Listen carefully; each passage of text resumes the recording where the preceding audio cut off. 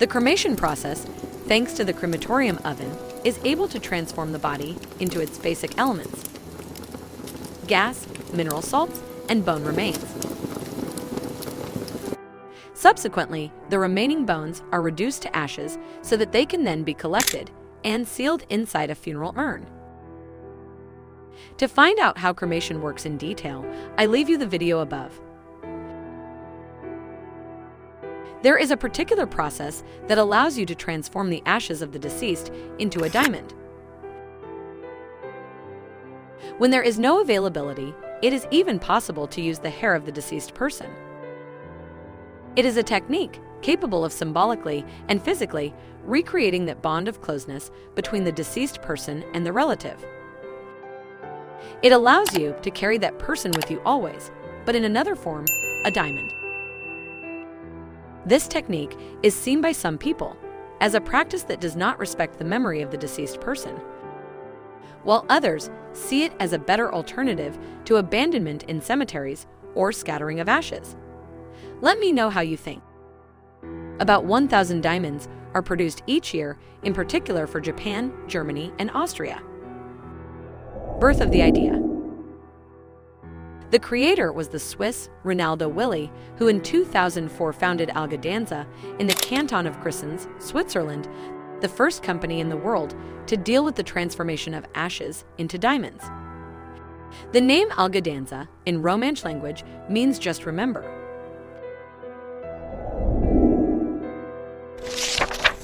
First, you need to apply for a mortuary passport, a document that authorizes the transport abroad of bodies, ashes, and mortal remains. Transportation can be done on your own or through a funeral home. The ashes of the deceased must be sent to Switzerland to the Algadanza agency. As soon as they arrive in their laboratories, the ashes are analyzed and then a chemical fingerprint is drawn that identifies them. At this point, you can move on to the processing phase. The ashes are ready to be treated with particular chemical agents in order to extract the carbon contained within the ashes. After the extraction phase, the carbon is subjected to very high temperatures and converted into graphite. The latter is then collected and inserted into a special machine. 60,000 bar of pressure and over 2,000 degrees of temperature will transform the compound into a rough diamond. These are special presses capable of replicating the same conditions that diamonds produce in nature over millions of years. Finally, the diamond will be cut and modeled at the customer's request. It can also be personalized with a small phrase engraved on the edge of the diamond thanks to the use of the laser. It will be returned to the customer with a certificate of authenticity, which certifies the correspondence with the ashes of the cremation. The duration of the ash diamond process depends on the chosen carat weight, the size of the diamond, and the purity of the ashes, and generally ranges from a few months to a year. Usually, the resulting diamond is blue in color due to the amount of boron naturally present in the human body, chemical element T that plays an important role in calcium metabolism.